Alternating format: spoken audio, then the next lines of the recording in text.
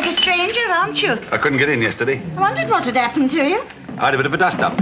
What about? Saw a chap getting out of a first-class compartment. When he came to give up his ticket, it was only third class. I told him he had to pay the excess, and then he turned nasty, and I had to send for Mr. Saunders. That lot of good he'd be. Oh, he ticked him off. Seeing's believing. I tell you, he ticked him off proper. You pay the balance at once, he says, or I'll hand you over to the police. You ought to have seen the look on the chap's face at the mention of the word police. Changed his tune, then he did, paid up like lightning. That's just what I mean. He didn't have the courage to handle it himself. He had to call in the police. Oh, he's not a bad lot, Mr. Saunders. After all, he can't expect much spirit from a man with only one lung and a wife with diabetes. I thought something must be wrong when you didn't come. Well, I'd have popped in to explain, but I had a date and had to run for it the moment I went off. Oh, indeed. Chap I know is getting married. Very interesting, I'm sure. What's up with you, anyway? I'm sure I don't know to what you're referring. You're a bit unfriendly all of a sudden. Beryl, hurry up. Put some more coal in the stove while you're at it. Yes, Mrs. Baggett. I'm afraid I really can't stand here wasting my time in idle gossip, Mr. Godby. Well, aren't you going to offer me another cup? You can have another cup and welcome when you finish that one. Beryl will give it to you. I've got my accounts to do. I say, I'd rather you gave it to me. Time and tide wait for no man, Mr. Godby. Laura, what a lovely surprise. Oh, darling. My dear, I've been shopping till I'm dropping. My feet are nearly off, my throat's parched. I thought of having tea at Spindle's, but I was terrified of losing the train. Oh, dear. Oh, this is Dr. Harvey. How do you do? How do you do? Would you be a perfect day and get me my cup of tea? I really don't think I could drag my poor old bones over to the counter. No, please. My dear, what a nice-looking man. Who on earth is he, really? You're quite a dark horse. I shall telephone Fred in the morning and make mischief. This is a bit of luck. I haven't seen you for ages. I've been meaning to pop in, but Tony's had measles, you know, and then I had all that awful fuss over Phyllis. But, of course, you don't know. My dear, she left me. Oh, how dreadful. Mind you, I never really cared for her much, but still Tony did. Tony adored her. And I'll tell you all about that later in the train. Thank you so very much. There's certainly enough milk in it, but still it'll be refreshing. Oh, dear, no sugar. It's in the spoon. Oh, of course, what a fool I am. Laura, you're looking frightfully well. I do wish I'd known you were coming in today. We could have come together and lunched and had a good gossip. I loathe shopping by myself anyway. There's your train. Yes, I know. Oh, aren't you coming with us? No, I go in the opposite direction. My practice is in Shirley. Oh, I see. I'm a general practitioner at the moment. Dr. Harvey's going out to Africa next week. Oh, how thrilling. It's a 5:40 for Shirley, Lee Green, and Langdon. I must go. Yes, you must. Goodbye. Goodbye.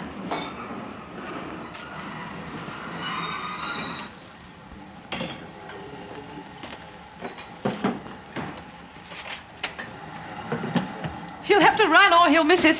He's got to get right over to the other platform.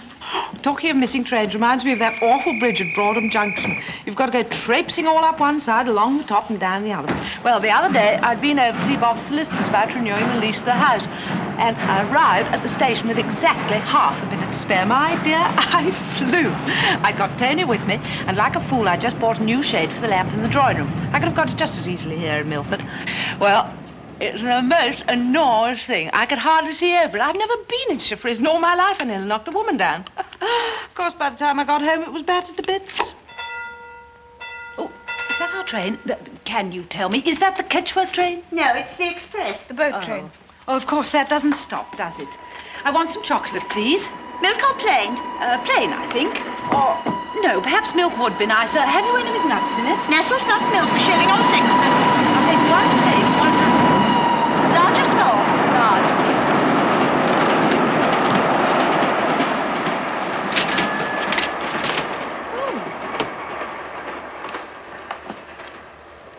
Where is she? I never noticed her go. Oh, I couldn't think where you disappeared to. I just wanted to see the express go through. What on earth's the matter? Are you feeling ill? I feel a little sick. Oh, my dear, come and sit down. There's our train. It's all right. Have you any brandy? I'm afraid it's out of hours. Oh, surely, if somebody's feeling ill. I'm all right, really. Just a sip of brandy, buck you up. Please. Very well. Thank you. How much? 10pence, please. The train for Ketchworth is now arriving at platform 3. You'll have to hurry.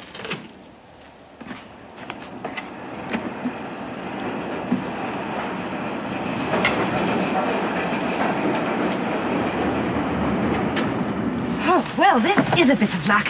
This train's generally packed. I really am very worried about you, dear. You look terribly peaky. I'm all right, really I am. I just felt faint for a minute, that's all. It often happens to me. I did it once in the middle of Bobby's school concert. I don't think he's ever forgiven me.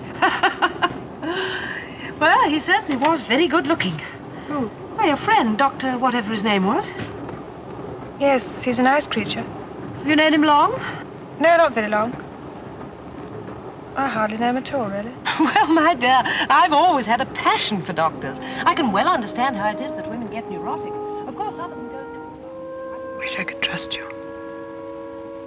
I wish you were a wise, kind friend.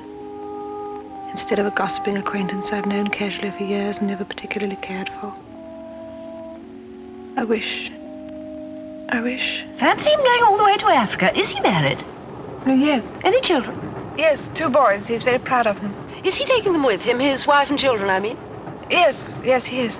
Oh, I suppose it's sensible in a way, rushing off to start life anew in the wide open spaces and all that sort of thing, but wild horses wouldn't drag me away from England and home and all the things I'm used to. I mean, one has one's roots, after all, hasn't one? Oh, yes, one has one's roots. I knew a girl years ago who went to Africa, you know. Her husband was something to do with engineering or something. And, my dear, she had the most dreadful time. She got some awful kind of germ through going out on a picnic, and she was ill for months and months. I wish you'd stop talking. I wish you'd stop prying and trying to find things out. I wish you were dead. No, I don't mean that. That was silly and unkind. But I wish you'd stop talking. My dear, all her hair came out, and she said the social life was quite horrid. Provincial, you know, and very nouveau riche. Oh, Dolly.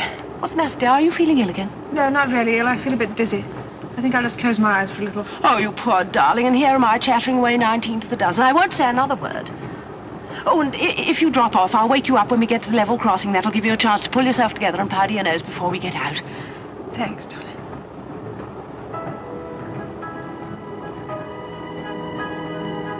This can't last. This misery can't last. I must remember that and try to control myself. Nothing lasts, really. Neither happiness nor despair. Not even life lasts very long.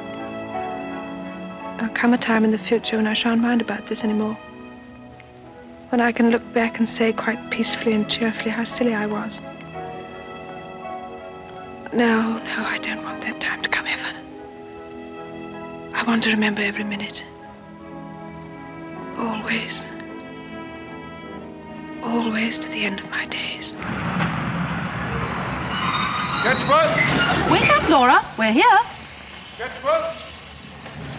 I can easily come to the house with you, dear. It isn't very much out of my way. Thank you. All I have to do is to walk down Elmore Lane, past the grammar school, and I shall be home in 2 minutes. Oh, it's sweet of you, Dolly, but I'm perfectly all right now. Really, I am. Now, you're quite sure? Absolutely positive. Thank you for being so kind. Oh, nonsense, dear. Well, I shall telephone in the morning and see if you've had a relapse. I shall disappoint you. Good night. Good night. Oh, give my love to Fred and the children.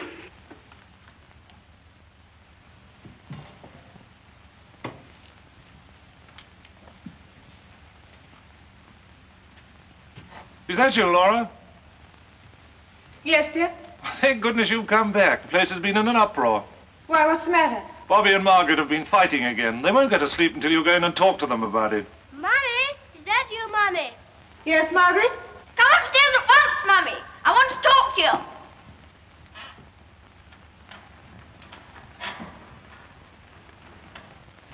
You're both very naughty. You should have been asleep hours ago.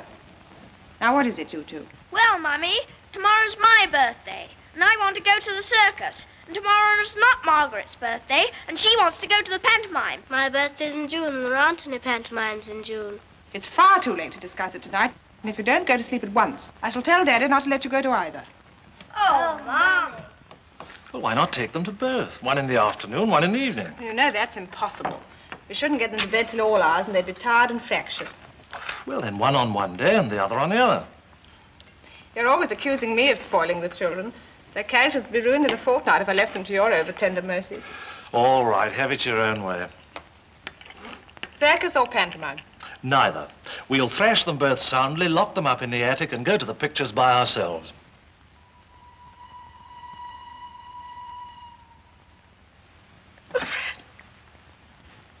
What on earth's the matter? Nothing, really, it's not. Darling, what's wrong? Tell me, please. Really and truly, it's nothing. Just a little run down, that's all. I had a sort of fainting spell at the refreshment room at Milford. Wasn't it idiotic? Polly Messiter was with me, and she talked and talked and talked till I wanted to strangle her. But still, she meant to be kind. Isn't it awful about people meaning to be kind? Would you like to go to bed? No, Fred, really. Come and sit by the fire in the library and relax. You can help me with the Times crossword. You have the most peculiar ideas of relaxation. That's better. There you are, darling. Sure. But why a fainting spell? I can't understand it. No, don't be silly, darling. I've often had fainting spells, and you know it. Don't you remember Bobby's school concert? And Eileen's wedding? And that time you insisted on taking me to that symphony concert at the town hall. Go on, that was a nosebleed. I suppose I must be that type of woman. It's very humiliating. I still maintain there'd be no harm in you seeing Dr. Graves. It'd be a waste of time. Oh, listen, Oh, but do shut up about it, darling. You're making a fuss about nothing. I've been shopping, and I was tired, and the refreshment room was very hot, and I suddenly felt sick. Nothing more than that. All right. Really nothing more than that. Now, you get on with your old puzzle and leave me in peace. Have it your own way. You're a poetry addict. See if you can help me over this. It's Keats.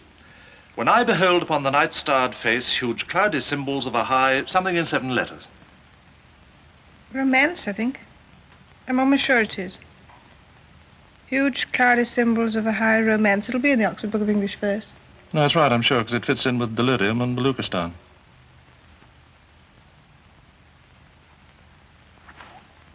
Would some music throw you off your stride? No, dear, I like it.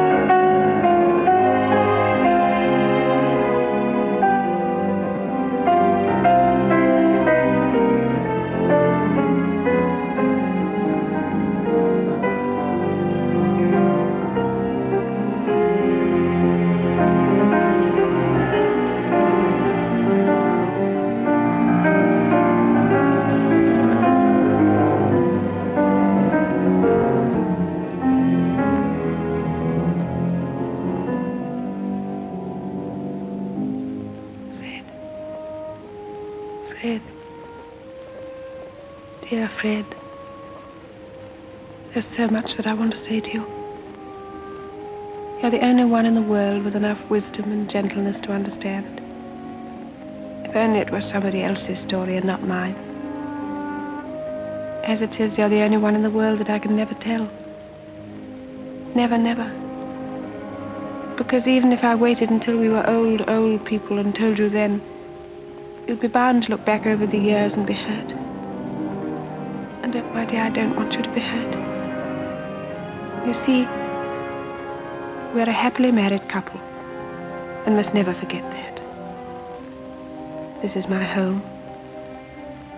You're my husband, and my children are upstairs in bed. I'm a happily married woman. Or rather, I was until a few weeks ago. This is my whole world, and it's enough. Or rather, it was until a few weeks ago. But, oh, Fred, I've been so foolish. I've fallen in love. I'm an ordinary woman. I didn't think such violent things could happen to ordinary people. It all started on an ordinary day, in the most ordinary place in the world, the refreshment room at Milford Junction. I was having a cup of tea and reading a book that I'd got that morning from Boots. My train wasn't due for 10 minutes. I looked up and saw a man come in from the platform. He had on an ordinary mac. His hat was turned down, and I didn't even see his face. He got his tea at the counter and turned. Then I did see his face. It was rather a nice face. Any sugar? In the spoon. Ah. He passed my table on the way to his. You're neglecting your duty. The woman at the counter was going on as usual. You know, I told you about her the other day. The one with the refined voice. Minnie hasn't touched her milk. Did you put it down for her? Yes, but she never came for it. Fond of animals? In their place. My landlady's got a positive mania for animals. She's got 2 cats, 1 Manx, 1 ordinary, 3 rabbits, and Hutch in the kitchen. They belong to her little boy by rights. And one of those daft-looking dogs with hair over its eyes. I don't know to what breed you refer. I don't think it knows itself. Go and clean off number 3, Beryl. I can see the crumbs on it from here. What about my other cup? I'll have to move in. The 5:40 be in a minute. Who's on the gate? Young William.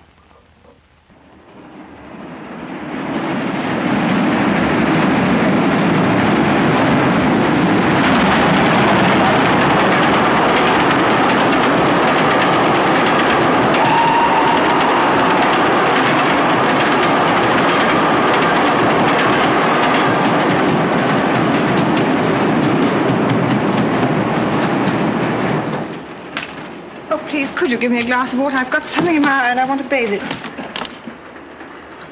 Would you like me to have a look? Oh, no, don't trouble. I expect the water will do. Thank you. Bit of coal dust, I expect. The man I knew lost the sight of one eye through getting a bit of grit in it. Nasty, very nasty. Better? I'm afraid not. Ooh. Can I help you? Oh, no, please, it's only something in my eye. Try pulling your eyelid down as far as it'll go. And then blowing your nose. Please let me look. I happen to be a doctor. That's very kind of you. Oh, turn around to the light, please. Now look up. Now look down. Keep still. That's it.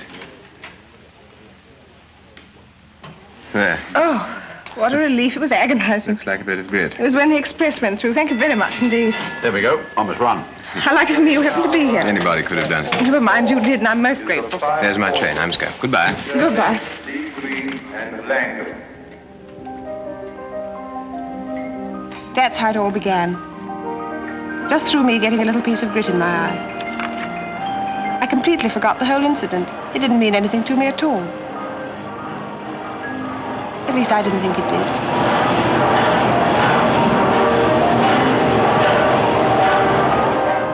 The next Thursday, I went into Milford again as usual.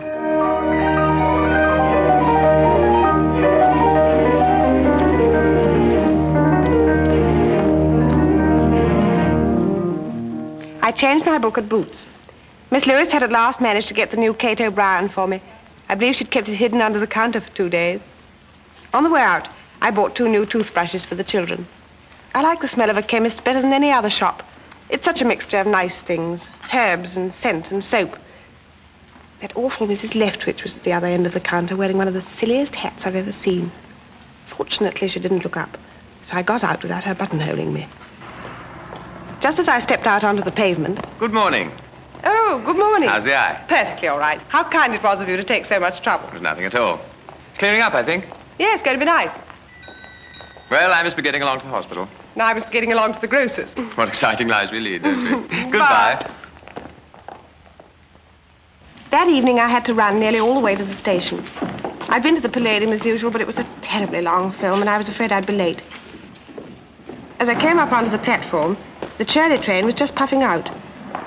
I looked up idly as the windows of the carriages went by, wondering if he was there. I remember this crossing my mind, but it was quite unimportant.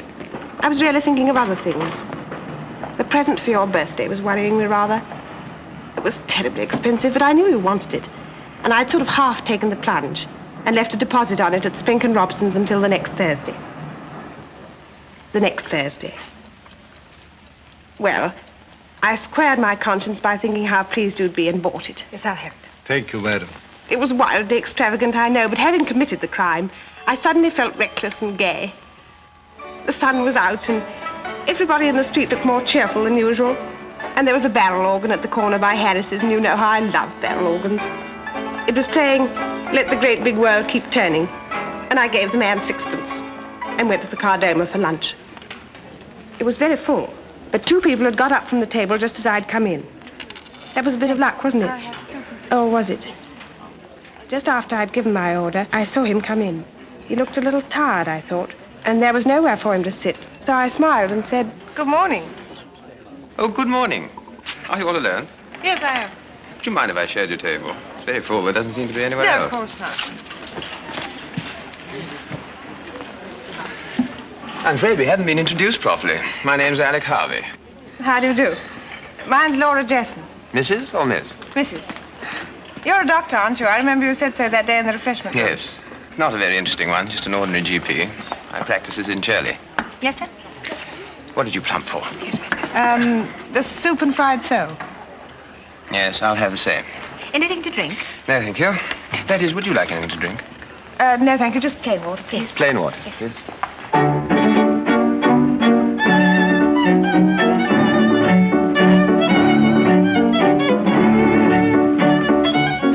look at the chest.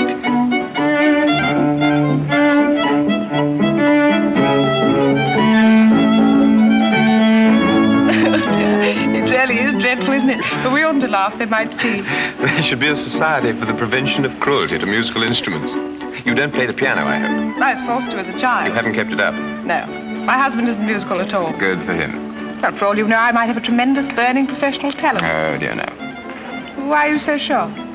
You're too sane and uncomplicated. I suppose it's a good thing to be uncomplicated, but it does sound a little dull. You could never be dull. Do you come here every Thursday? Yes, to spend a day at the hospital. Stephen Lynn, the chief physician here, graduated with me. I take over from him once a week. Gives him a chance to go up to London. Gives me a chance to study the hospital patients. I see. Do you? Do I what? Come here every Thursday. Oh, yes, I do the week shopping. Thank you. Change my library book, have lunch, and generally go to the pictures. Not a very exciting routine, but it makes a change. Are you going to the pictures this afternoon? Yes. Extraordinary. So am I. I thought you had to spend all day at the hospital. Well, between ourselves, I killed 2 patients by accident this morning. The matron was very displeased with me. I simply daren't go back. Can you be so silly? But seriously, I really did get through most of my work this morning. Won't matter at all if I play truant. Would you mind very much if I came to the pictures with you? Well, I could sit downstairs. You could sit upstairs. upstairs is too expensive. The orchestra stopped as abruptly as it had started, and we began to laugh again. I had no premonitions, so I suppose I should have had. It all seemed so natural and so innocent. We finished lunch, and that idiot of a waitress had put the bill all on one. I really must insist. I couldn't possibly. Having forced my company on you, it's only fair that I should pay through the nose for it. Oh, please don't insist. I should so much rather we halved it. I would really, please. I shall give in gracefully. We halved it meticulously. We even halved the tip.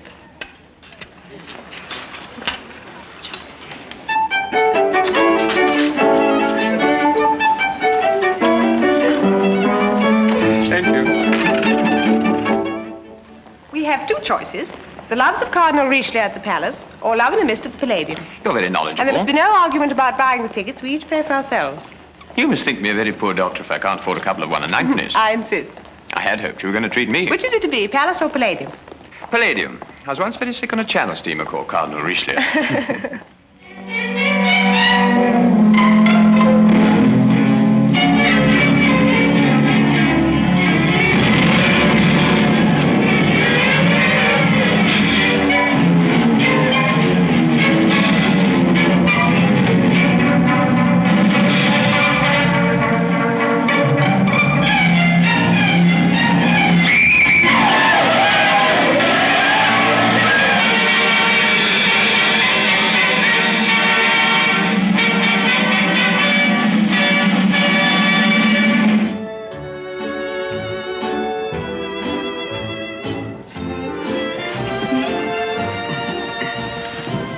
I feel awfully grand perched up here. It was very extravagant of you. It was a famous victory. Do you feel guilty at all? I do. Guilty. You ought to more than me, really. You neglected your work this afternoon. I worked this morning. A little relaxation never did harm to anyone. Why should either of us feel guilty? I don't know. How awfully nice you are.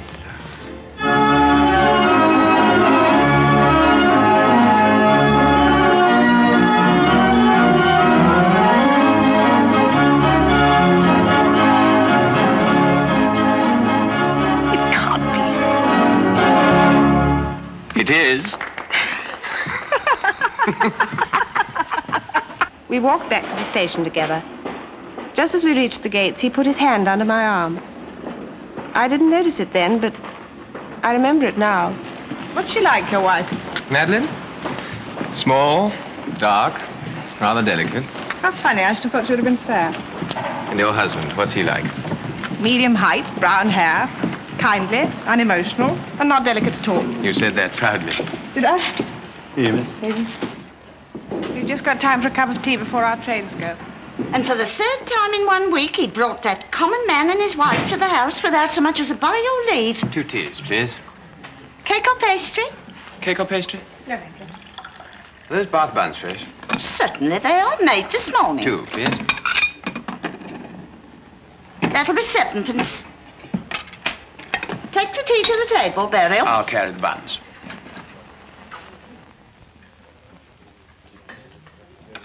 You must eat one of these, fresh this morning. Very fattening. I don't hold with such foolishness. They do look good, I must say. One of my earliest passions in life. I've never outgrown it. What happened then, Mrs. Beckett? Well, it's all very fine, I said, expecting me to do this, that, and the other, but what do I get out of it? You can't expect me to be a cook, housekeeper, and char rolled into one during the day, and a loving wife in the evening just because you feel like it. Oh, dear me, no. There are just as good fish in the sea, I said, as ever came out of it. And I packed my boxes then and there and left him. Didn't you never go back? Never. Went to my sister's place at Folkestone for a bit. Then I went in with a friend of mine, and we opened a tea shop in Hythe. What happened to him? Dead as a doornail inside 3 years. Well, I never. Is tea bad for one? Worse than coffee, I mean. If this is a professional interview, my fee's a guinea.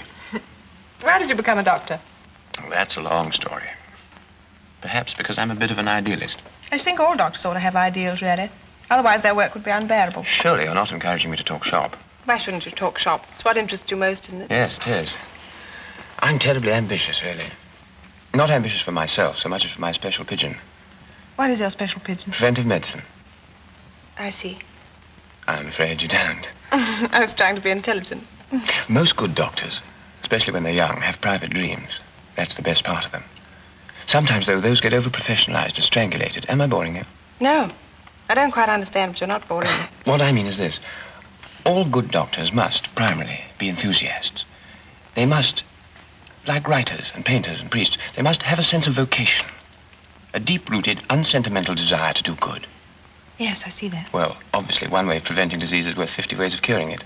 That's where my ideal comes in. Preventive medicine isn't anything to do with medicine at all, really. It's concerned with conditions. Living conditions and hygiene and common sense.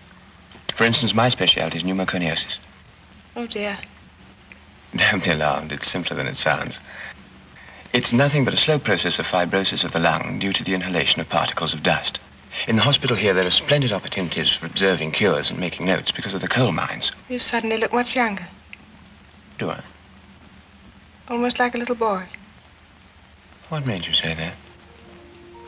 I don't know. Yes, I do. Tell me. No, I couldn't really. You were saying about the coal mines. Oh, yes. The inhalation of coal dust. That's one specific form of the diseases. It's called anthracosis. What are the others? Chalicosis. That comes from metal dust. Steelworks, you know. Yes, of course, steelworks. And silicosis. That's stone dust. Gold mines. I see. There's your train. Yes. You mustn't miss it. No. What's the matter? Nothing. Nothing at all, really. It's been so very nice. I've enjoyed my afternoon enormously. I'm so glad. So have I. I apologize for boring you with long medical words. I feel dull and stupid not to be able to understand more. Shall I see you again? It's the other platform, isn't it? You'll have to run. Don't bother about me. Mine's not due for a few minutes. Shall I see you again? Yes, of course. Perhaps you'll come out to Ketchworth one Sunday. It's rather far, I know, but we should be delighted. Please. Please. What is it? Next Thursday, the same time. No, I couldn't possibly. Please. I ask you, most humbly. You'll miss your train. All right. Run. Goodbye. I'll be there. Thank you, my dear.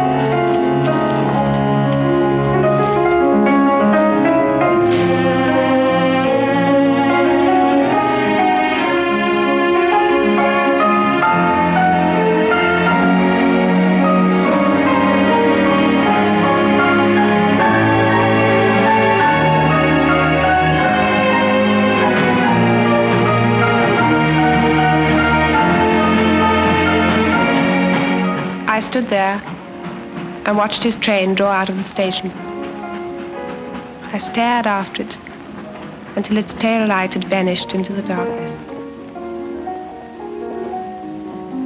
I imagined him getting out of Shirley, giving up his ticket, walking back through the streets, letting himself into his house with his latchkey. His wife, Madeline, would probably be in the hall to meet him. Or perhaps upstairs in her room, not feeling very well. Small, dark, and rather delicate. I wondered if he'd say, "I met such a nice woman at the Cardoma. We had lunch and went to the pictures." And then suddenly I knew that he wouldn't. I knew beyond a shadow of doubt that he wouldn't say a word. And at that moment, the first awful feeling of danger swept over me.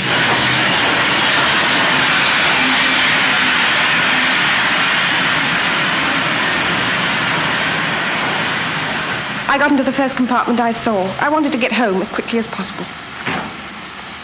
I looked hurriedly round the carriage to see if anyone was looking at me, as if they could read my secret thoughts. No one was, except a clergyman in the opposite corner. I felt myself blushing and opened my library book and pretended to read. By the time I'd got to Ketchworth, I'd made up my mind definitely that I wasn't going to see Alec anymore. Good evening, Mrs. It Jesson. was silly and undignified flirting like that with a complete stranger. Oh, good evening. I walked up to the house quite briskly and cheerfully. I'd been behaving like an idiot, admittedly, but after all, no harm had been done. You met me in the hall. Your face was strained and worried, and my heart sank. Fred, what's the matter? It's all right, old girl, but you must keep calm and not be upset. Oh, what is it? What's wrong? It's Bobby. He was knocked down by a car on the way home from school. Oh. Now, it's not serious. He was just grazed by the mudguard, but it knocked him against the curb, and he's got slight concussion. The doctor's upstairs with him now.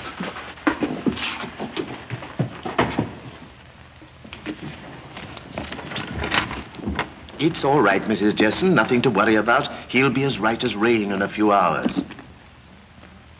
You're sure? You're sure it's not serious? Quite sure.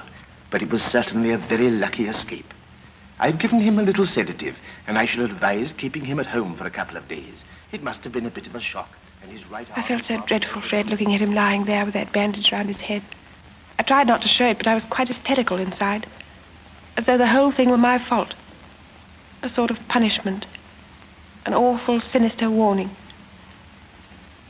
An hour or two later, of course, everything became quite normal again. He began to enjoy the whole thing thoroughly and reveled in the fact that he was the center of attraction. Oh, good. Do you remember how he spent the whole evening planning his future? But he's much too young to decide, really. Good life. Boy has a feeling for it. Well, how can we possibly really know if he has a feeling for it? He'll probably want to be an engine driver next week. No, it was last week he wanted to be an engine driver. Seems so final, somehow, entering a child of that age for the Navy. It's a healthy life. Well, I know it's a good life, and I know it's a healthy life. And I know he'll be able to see the world and have a wife in every port and keep on calling everybody sir, but what about us? What do you mean, what about us? We shall hardly ever see him. Oh, nonsense. It isn't nonsense. He'll be sent away to sea as a smooth-faced boy, and the next thing we know, he'll come walking in with a long beard and a parrot. I think you take rather a Victorian view of the Navy, my dear. He's our only son, and I should like to be there while he's growing up. All right, old girl. Then we'll put him into an office and you can see him off on the 8:50 every morning. You really are very annoying. You know perfectly well I should hate them. All right, have it your own way. Fred, Hmm? I had lunch with a strange man today, and he took me to the movies. Good for you. He's awfully nice. He's a doctor. A very noble profession. Oh, dear. It was Richard III who said, "My kingdom for a horse," wasn't it? Yes, darling. Yes, well, I wish to goodness he hadn't, because it spoils everything. I thought perhaps we might ask him to dinner one night. By all means. Who? Dr. Harvey, the one I was telling you about. Must it be dinner? Well, you're never at home for lunch. Exactly. Oh, Fred. Now, what on earth's the matter? It's nothing. It's only... Oh, Fred. Well, I really don't see what's so frightfully funny. Oh, I do. It's all right, darling. I'm not laughing at you. I'm laughing at me. I'm the one that's funny. I'm an absolute idiot. Worrying myself about things that don't exist and making mountains out of molehills. I told you when you came in that it was nothing serious. There was nothing to get into such a state about. I do see that now. I really do.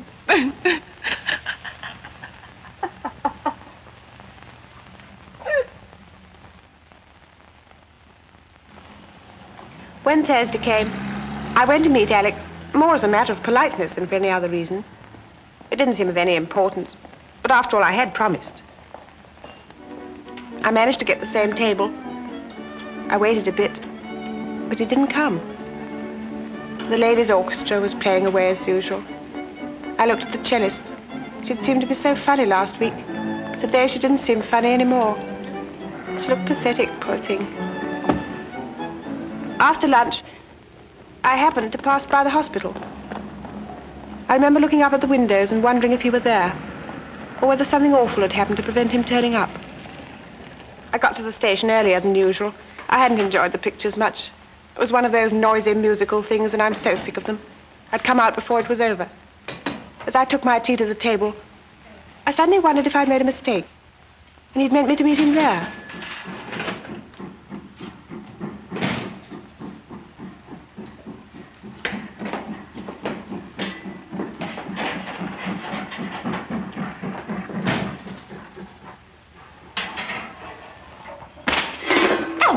How dare you? I couldn't resist it. Oh, trouble you to keep your hands to yourself. Oh, you're blushing. Oh, you look wonderful when you're angry. Just like an avenging angel. I'll give you avenging angel. Coming in here taking liberties. I thought after what you said last Monday, you wouldn't object to a friendly little slap. Never you mind about last Monday. I'm on duty now. Nice thing if Mr. Saunders had happened to be looking through the window. Well, if Mr. Saunders is in the habit of looking through windows, it's about time he saw something worth looking at. You ought to be ashamed of yourself. Oh, it's high spirits. Don't be mad at me. High spirits, indeed. Take your tea and be quiet. It's all your fault, really. I don't know to what you're referring. I was thinking of tonight. If you don't learn to behave yourself, there won't be a tonight, or any other night either. Give us a kiss. Oh, do no such thing. The lady might see us. Come on, a quick one across the bar. Albert, stop it. Come on, there's a love. Let go of me this minute. There's a Albert! Now look at me Banbury's all over the floor. Just in time, or born in the vestry? You shut your mouth and let Mr. Godby pick up them cakes. Come along now. What you standing there gaping at?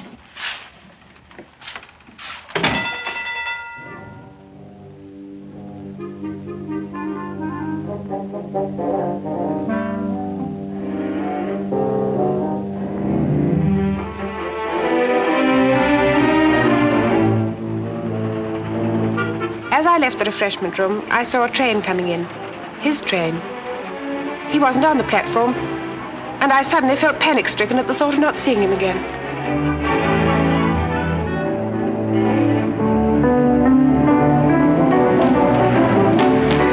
I'm so sorry. I had no way of letting you know. You're afraid you'll miss him. The house surgeon had to operate, so I couldn't stop.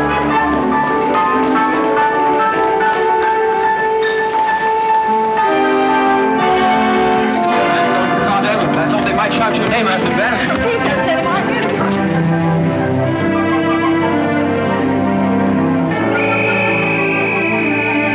quickly, quickly, the whistle's gone. I'm so glad I had a chance to explain. I didn't think I'd see you again. I'm sad. I mean, quickly, quickly. Next Thursday. Yes, next Thursday. Goodbye. Goodbye. Thursday. Bye. The train for Ketchworth is about to leave from platform 3.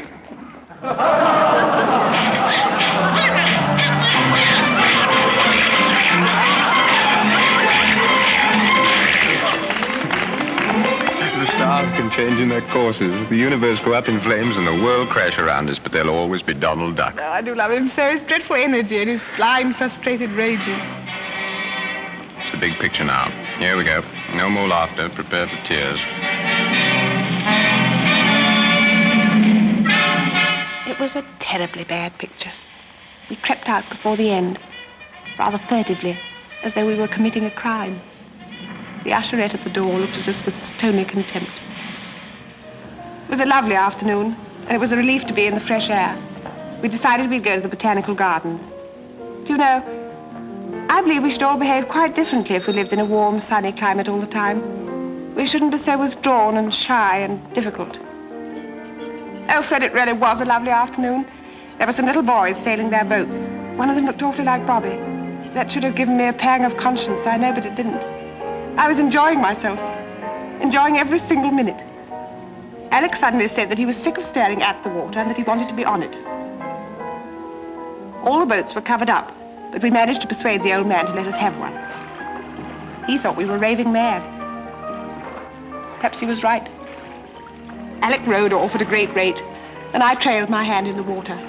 It was very cold, but a lovely feeling.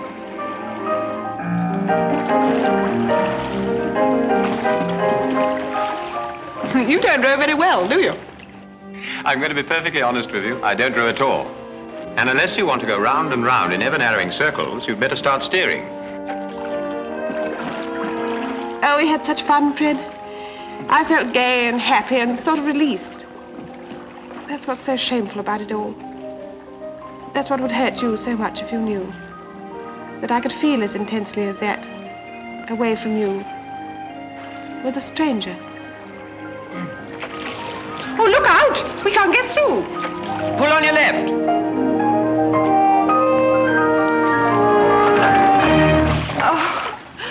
Oh, dear, I never could tell left from right. I'm most awfully sorry.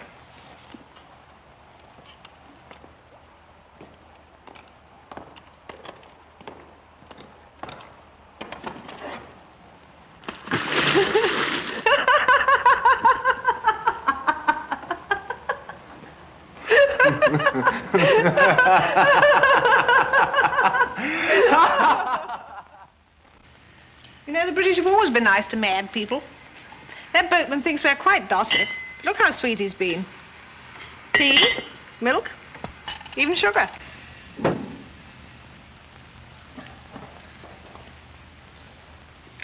Thank you.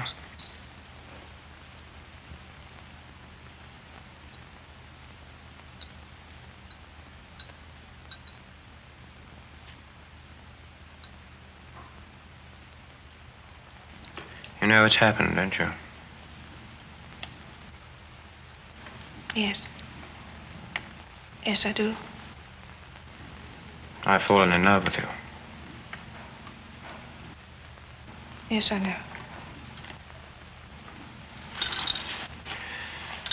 Tell me honestly. Please tell me honestly if what I believe is true. What do you believe? That it's the same with you. That you've fallen in love too. Sounds so silly. Why? I know you so little. It is true, though, isn't it? Yes, it's true. Laura. No, please. We must be sensible. Please help me to be sensible. We mustn't behave like this. We must forget that we've said what we've said. Not yet. Not quite yet. But we must, don't you see? Listen. It's too late now to be as sensible as all that. It's too late to forget what we've said. And anyway, whether we'd said it or not couldn't have mattered. We know. We've both of us known for a long time. How can you say that? I've only known you for 4 weeks. We only talked for the first time last Thursday week. Last Thursday week. Has it been a long time for you since then? Answer me truly. Yes. How often did you decide that you were never going to see me again? Several times a day. So did I. I love you. I love your wide eyes, and the way you smile, and your shyness, and the way you laugh at my jokes. Please don't. I love you. I love you. You love me too. It's no use pretending it hasn't happened, because it has. Yes, it has. I don't want to pretend anything either to you or to anyone else. But from now on I shall have to. That's what's wrong, don't you see? That's what spoils everything. That's why we must stop here and now talking like this. We're neither of us free to love each other. There's too much in the way. There's still time. If we control ourselves, behave like sensible human beings, there's still time. There's no time at all. There's your train. Yes. I'll come over to the platform with you.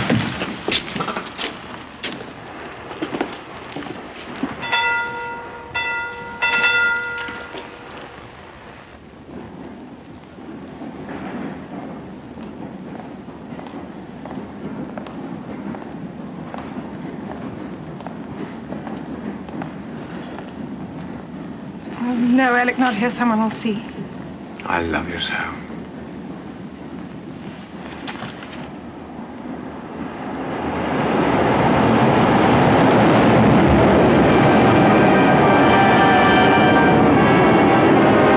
Do you think we might have that down a bit, darling?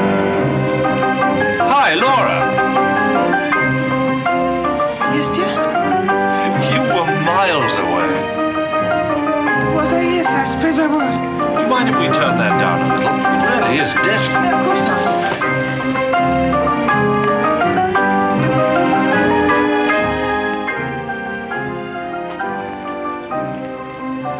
Shan't be long over this, darling, then we'll go up to bed. You look a bit tired, you know.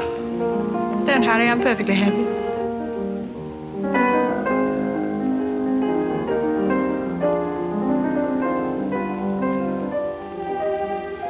How can I possibly say that? Don't hurry, I'm perfectly happy. If only it were true. Not, I suppose, that anybody's ever perfectly happy, really. But just to be ordinarily contented. To be at peace. It's such a little while ago, really, but it seems an eternity since that train went out of the station, taking him away into the darkness. I was happy then. As I went back through the subway to my own platform, I was walking on air. And when I got into the train, I didn't even pretend to read. I didn't care whether people were looking at me or not. I had to think. I should have been utterly wretched and ashamed. I know I should, but I wasn't. I felt suddenly quite wildly happy. Like a romantic schoolgirl. Like a romantic fool. You see, he'd said he loved me. And I'd said I loved him. And it was true. It was true. I imagined him holding me in his arms. I imagined being with him in all sorts of glamorous circumstances. It was one of those absurd fantasies, just like one has when one is a girl, being wooed and married by the ideal of one's dreams.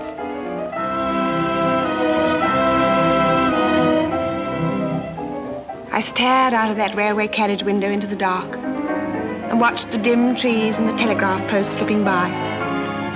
And through them I saw Alec and me. Alec and me. Perhaps a little younger than we are now, but just as much in love, and with nothing in the way.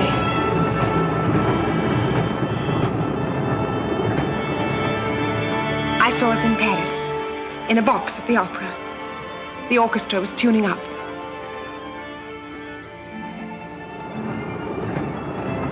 Then we were in Venice, drifting along the Grand Canal in a gondola with the sound of mandolins coming to us over the water.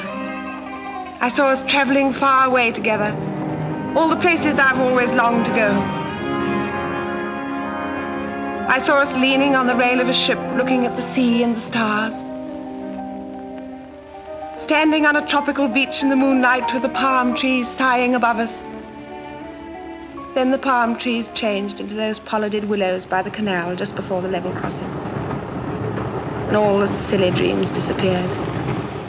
And I got out at Ketchworth and gave up my ticket and walked home as usual, quite soberly and without wings, without any wings at all.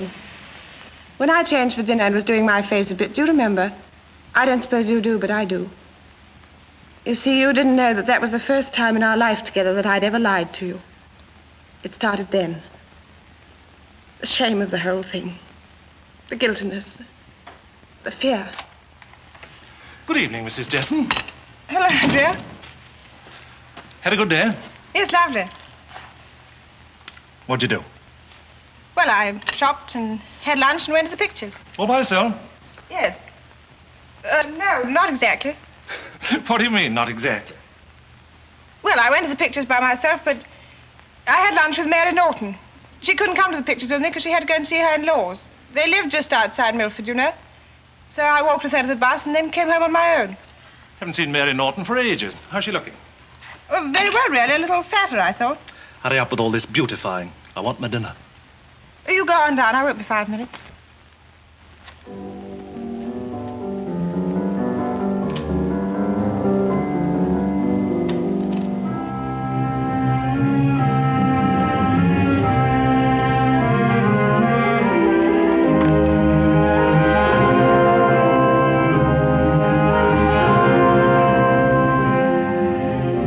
Number, please. Ketchworth 37, please. Ketchworth 37.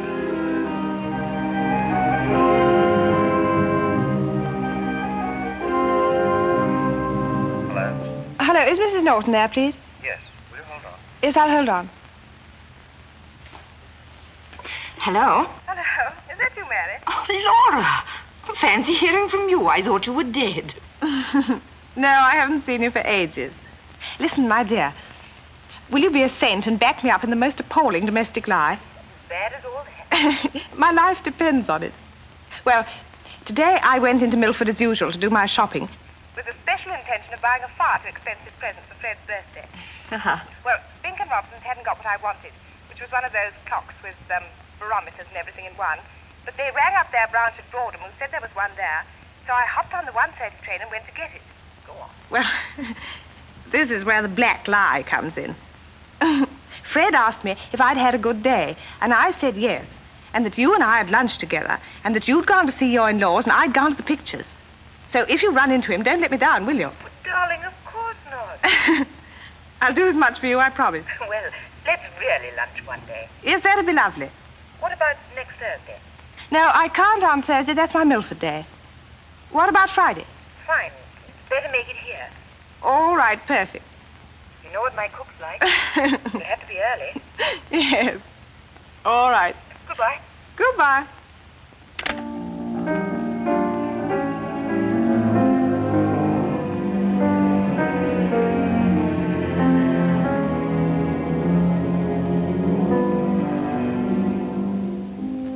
That week was misery.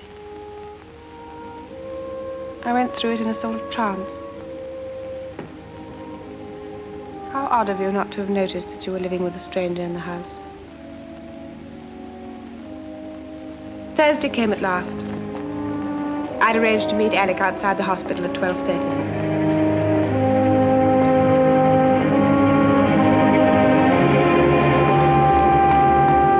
Hello. Hello. I thought you wouldn't come. I've been thinking all the week that you wouldn't come. I didn't mean to, really, but here I am.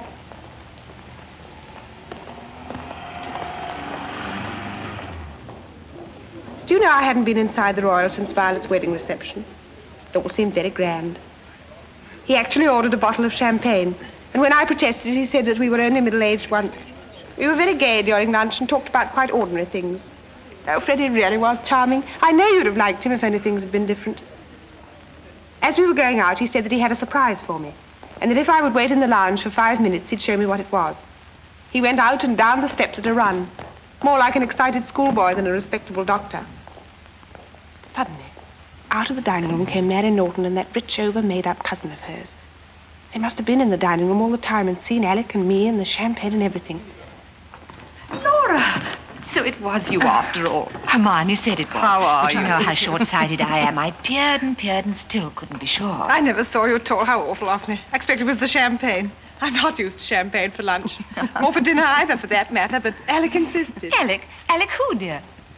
Alec Harvey, of course. Surely you remember the Harveys. I've known them for years. No, I don't think Well, he'll I've be back ever... in a minute. You'll probably recognize him when you peer very closely. He looks very charming and very attentive. Oh, he's a dear. One of the nicest people in the world and a wonderful doctor. Oh, Alec, you remember Mrs. Norton, don't you? I'm afraid I don't. It's no use, Laura. We've never seen each other before in our lives. I'm quite sure we haven't. How absurd. I made certain he and Madeline were there when you dined with us just before Christmas last year. Alec, this is Mrs. Rowlands. How do you do? How do you do? Horrid weather, isn't it? Yes. Of course, one can't really expect spring at this time of the year, can one? Well, we must be going. I'm taking Hermione with me to see the in-laws as moral support. Goodbye, Dr. Goodbye. Harvey. Goodbye, my dear. I do so envy you your champagne. Goodbye. Goodbye.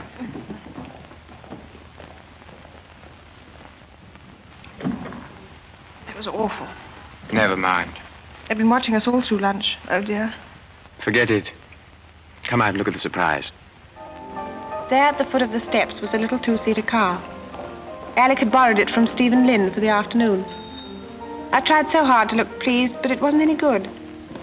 I kept thinking of those two, laughing and talking about us, and I couldn't get them out of my mind.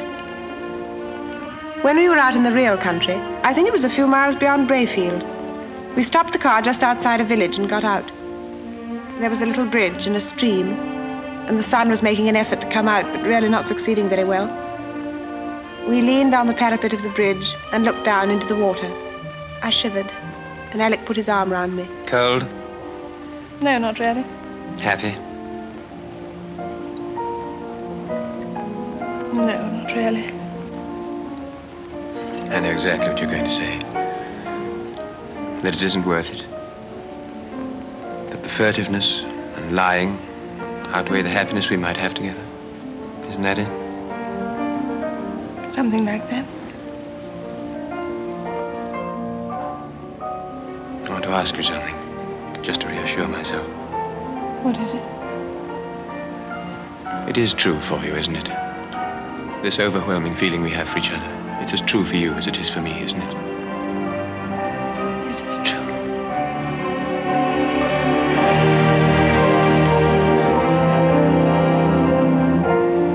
We must have stayed on that bridge for a long time.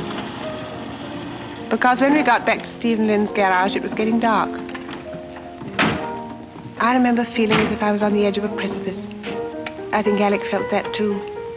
You see, we both knew how desperately we loved each other. Alec said that he had to leave the keys of the car in Stephen Lynn's flat and suggested that I came up with him. I refused rather too vehemently. Alec reminded me that Stephen wasn't coming back till late, but I still refused.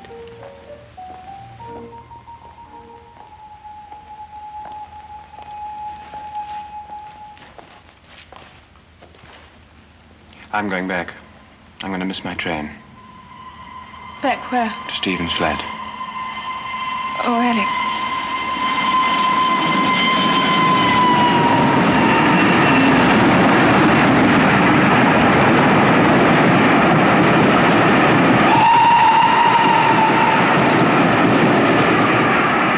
Alec, I must go home now. I really must go home.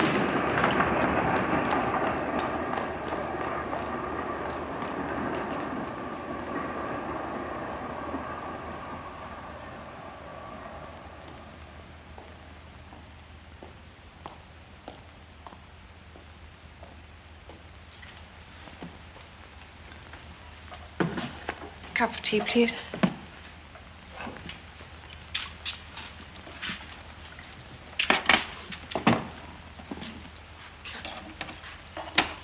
Good afternoon. Afternoon, lady. Afternoon. Couple of whiskies, please. Very sorry, it's out of hours. Well, just sneak 'em to us under the cupboard of them poor old sandwiches. Them sandwiches were fresh this morning, and I shall do no such thing. Come on, be a sport. You can have as much as you want to after 6 o'clock. My throat's like a parrot's cage. Listen. I'm sorry, my license does not permit me to serve alcohol out of hours. That's final. You wouldn't want to get me into trouble, would you? Just give us the chance, lady. That's all we ask. Just give us the chance.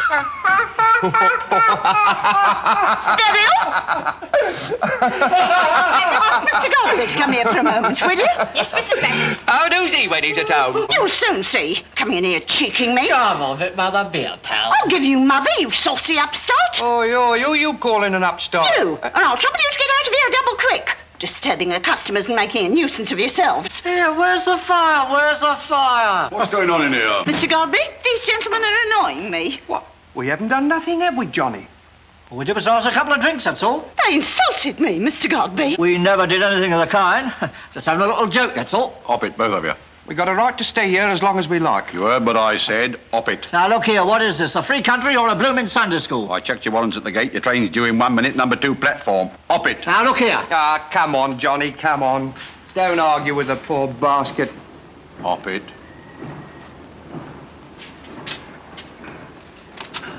Cheerio, Mother. And if them sandwiches were made this morning, you're Shirley Temple. thank you, Albert. What a nerve talking to you like that, Mrs. Baggett. Be quiet, Beryl. Pour me out a nip of 3-star. I'm feeling quite upset. Let's get back to the gate. I'll be seeing you later, Albert. Okay.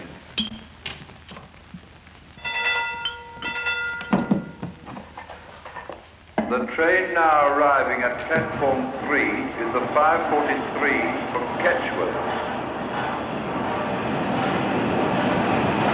I really must go home. I'm going back to the flat. I must go home. I really must go home. I'm going back to the flat. I'm going home.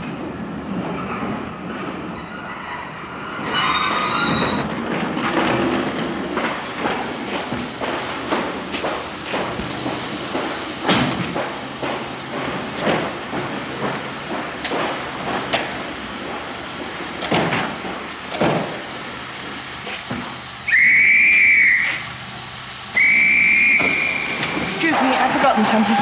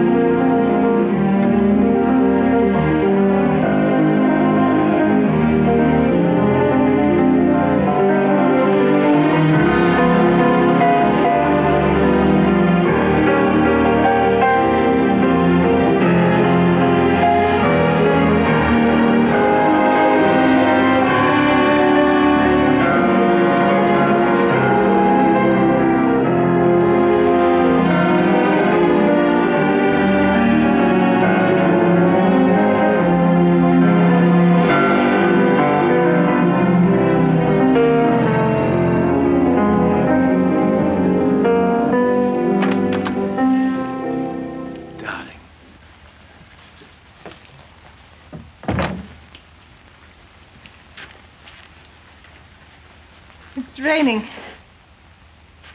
Started just as I turned out of the high street. You had no umbrella and your coat's wet. You mustn't catch cold. That would never do.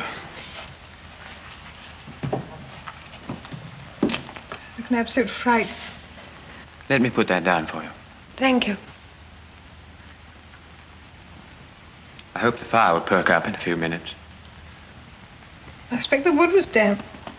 Yes, I expect it was. Do sit down, darling.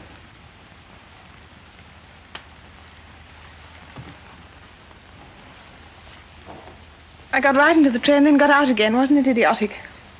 We're both very, very foolish.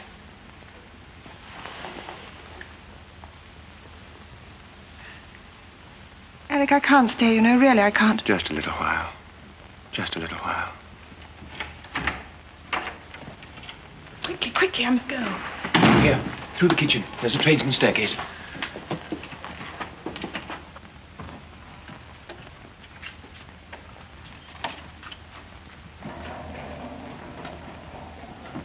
Is that you, Alec?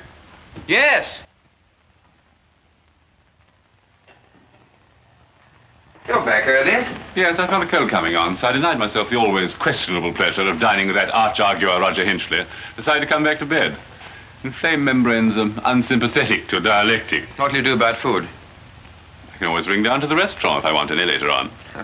We live in a modern age, and this is a service flat. Yes, yes, of course. It caters for all tastes.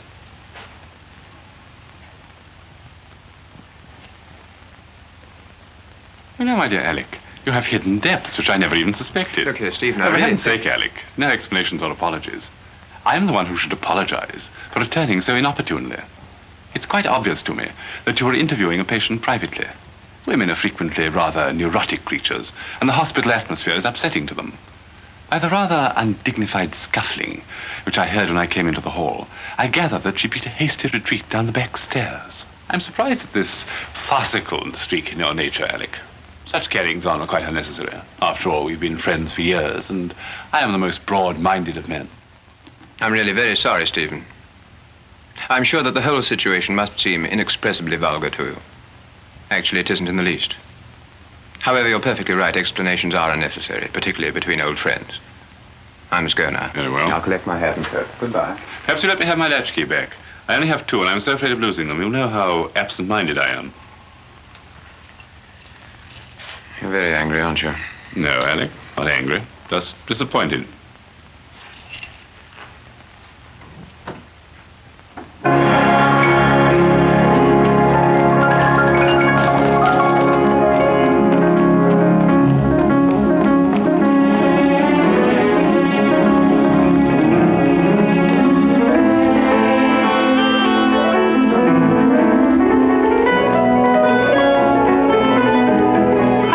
I couldn't run any longer. I leaned against a lamppost to try and get my breath. I was in one of those side roads that lead out of the high street. I know it was stupid to run, but I couldn't help myself. I felt so utterly humiliated and defeated and so dreadfully, dreadfully ashamed.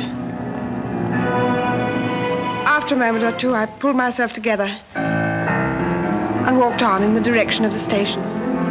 It was still raining, but not very much. I suddenly realized that I couldn't go home. Not until I got myself more under control and had a little time to think. Then I thought of you waiting at home and the dinner being spoilt. So I went into the high street and found a tobacconist and telephoned to you. Do you remember?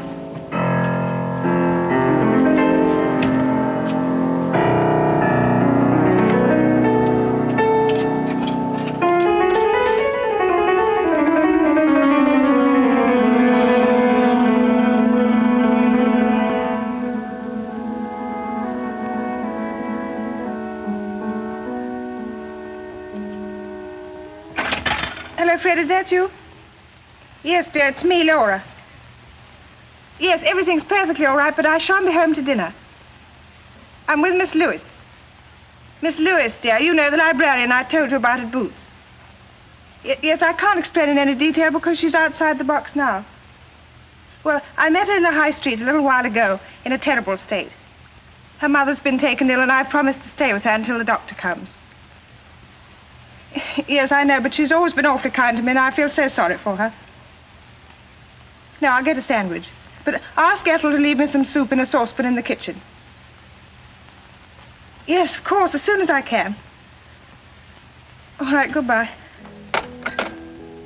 It's awfully easy to lie when you know that you're trusted implicitly. So very easy, and so very degrading. I started walking without much purpose. I turned out of the high street almost immediately. I was terrified that I might run into Alec. I was pretty certain that he'd come after me to the station. I walked for a long while. Finally, I found myself at the War Memorial. You know, it's right at the other side of the town. It had stopped raining altogether, and I felt stiflingly hot. So I sat down on one of the seats. There was nobody about, and I lit a cigarette. I know how you disapprove of women smoking in the street. I do too, really, but I wanted to calm my nerves, and I thought it might help. I sat there for ages. I don't know how long. Then I noticed a policeman walking up and down a little way off. He was looking at me rather suspiciously. Presently, he came up to me. Feeling all right, miss? Yes, thank you. Waiting for someone? No, I'm not waiting for anybody. Don't go and catch cold now. It's a damp night they're sitting about on seats. I'm going now anyhow. I've got to catch a train. You sure you feel quite all right? Quite, thank you. Good night. Good night, miss. I walked away, trying to look casual, knowing that he was watching me. I felt like a criminal. I walked rather quickly back in the direction of the high street. I got to the station 15 minutes before the last train to Ketchworth. And then I realized that I'd been wandering about for over 3 hours. But it didn't seem to be any time at all. Stan, you are awful. See you in the yard. All right. I'd like a glass of brandy, please. We're just closing. Yes, I see you are, but you're not quite closed yet, are you? 3-star. That'll do.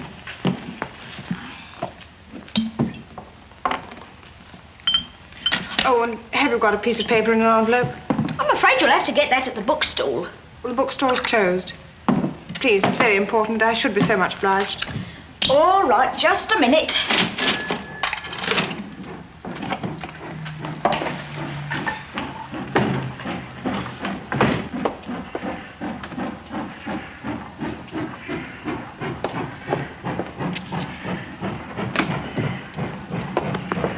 Thank you very much. We close in a few minutes, you know.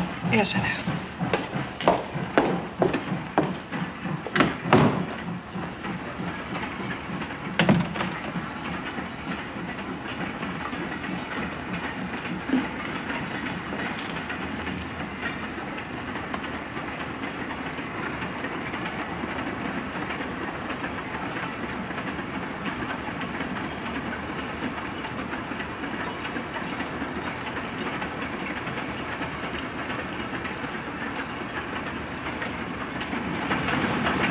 Darling, I've been looking for you everywhere. Please go away. Please I've watched don't every send me. train. Please go away.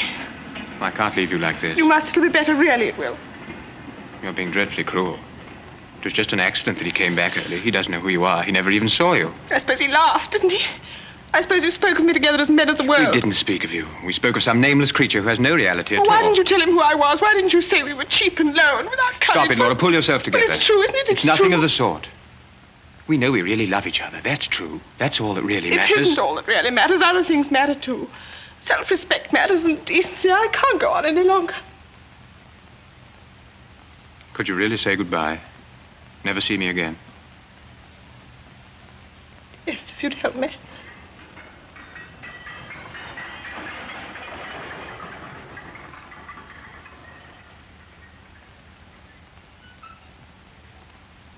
I love you, Laura. I shall love you always until the end of my life. I can't look at you now because I know something. I know that this is the beginning of the end.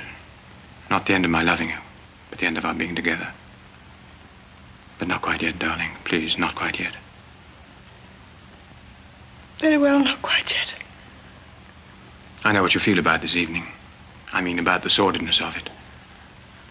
I know about the strain of our different lives. Our lives apart from each other. The feeling of guilt, of doing wrong, is too strong, isn't it? Too great a price to pay for the happiness we have together. I know all this because it's the same for me, too. You can look at me now. I'm all right.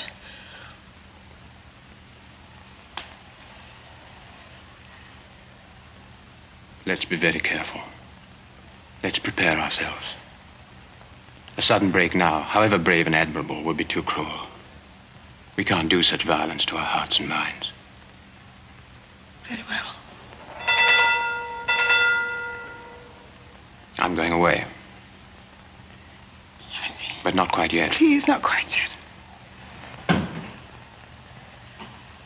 That's the 10:10. It's after closing time. Oh, is it? I shall have to lock up. All right.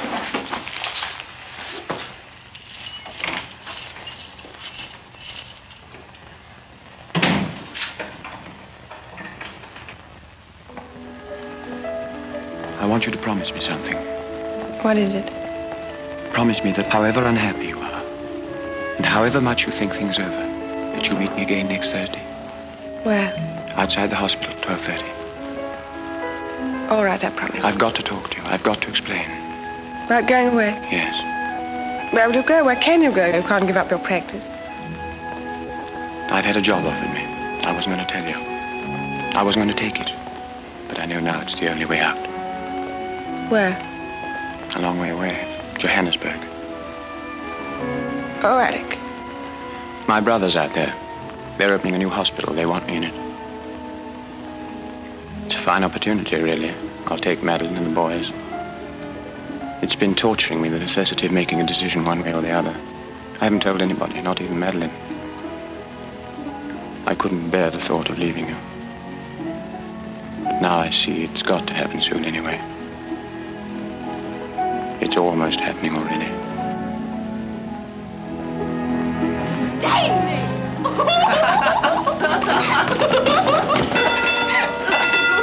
When will you go? Almost immediately. In about 2 weeks' time. Quite near, isn't it? Do you want me to stay? Do you want me to turn down the offer? Oh, don't be foolish, Alec. I'll do whatever you say. That's unkind of you, my darling. The train for Ketchworth is now arriving at platform 3.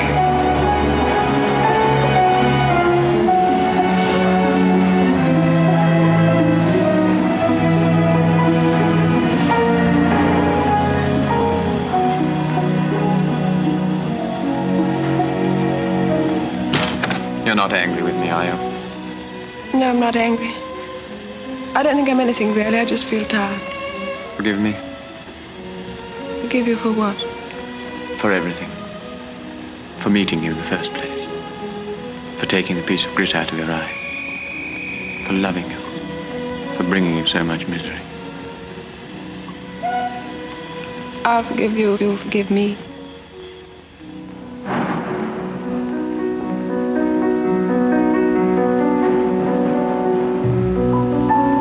Thursday. All that was a week ago. It's hardly credible that it should be so short a time. Today was our last day together. Our very last together in all our lives. I met him outside the hospital as I'd promised at 12:30. At 12:30 this morning. That was only this morning. We drove into the country again, but this time he hired a car. I lit cigarettes for him every now and then as we went along. We didn't talk much. I felt numbed and hardly alive at all. We had lunch in a village pub. Afterwards, we went to the same bridge over the stream. The bridge that we'd been to before. Those last few hours went by so quickly.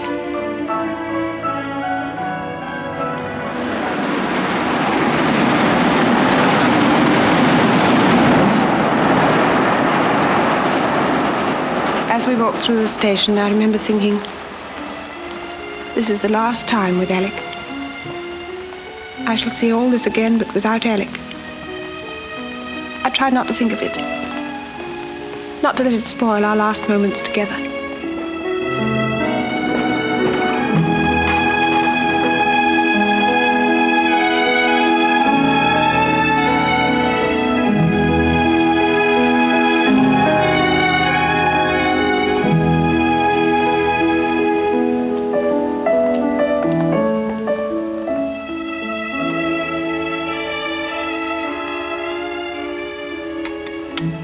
Darling. Yes, I'm all right. I wish I could think of something to say. It doesn't matter not saying anything, I mean. I'll miss my train and wait and see you in No, yours. please don't. I'll come over with you to your platform. I'd rather. Very well. Do you think we shall ever see each other again? I don't know. Not for years, anyway. Children will all be grown up. I wonder if they'll ever meet and know each other. Couldn't I write you just once in a while? No, Alec, please, you know we promised. Laura, dear. I do love you so very much. I love you with all my heart and soul. I want to die. If only I could die. If you died, you'd forget me. I want to be remembered. Yes, I know I do too.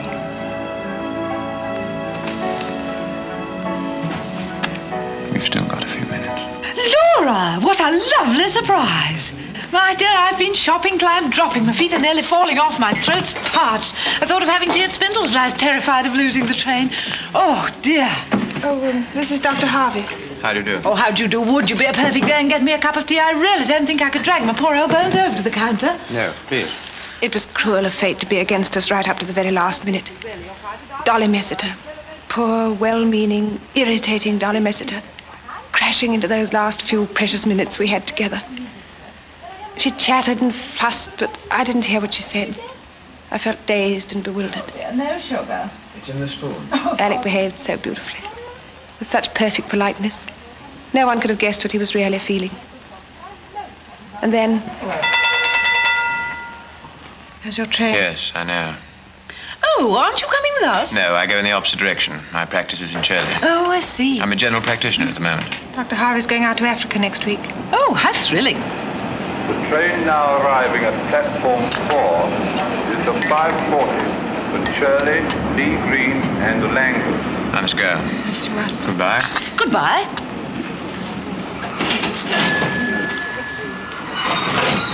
I felt the touch of his hand on my shoulder for a moment. And then he walked away. Away out of my life forever. He's got to get right over to the other platform. Talking of missing trains reminds me of that awful bridge at Broadham Junction. Dolly still went on talking, but I wasn't listening to her. I was listening for the sound of his train starting. Then it did. I said to myself, he didn't go. The last minute his courage failed him. He couldn't have gone. Any minute now he'll come back into the refreshment room pretending he's forgotten something. I prayed for him to do that. Just so that I could see him again for an instant. But the minutes went by. Is that the train? Oh, can you tell me, is that the Ketchworth train? No, it's the express. The boat train. Of course, that doesn't stop, does it? I want some chocolate, please. Milk or plain?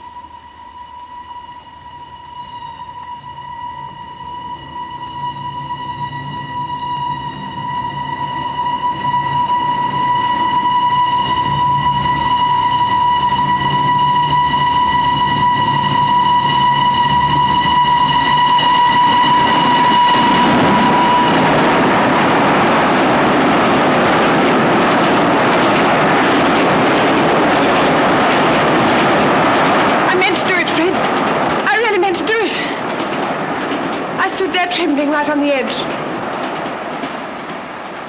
But I couldn't. I wasn't brave enough. I should like to be able to say that it was the thought of you and the children that prevented me, but it wasn't. I had no thoughts at all. Only an overwhelming desire not to feel anything ever again. Not to be unhappy anymore. I turned and went back into the refreshment room.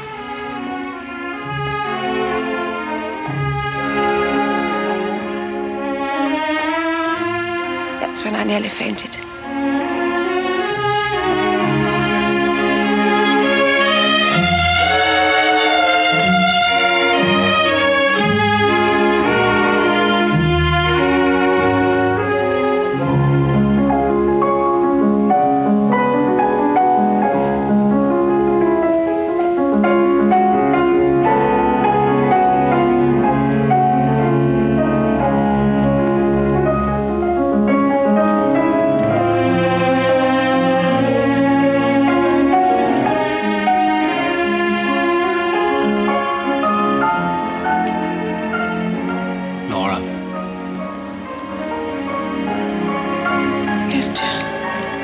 Whatever your dream was, it wasn't a very happy one, was it?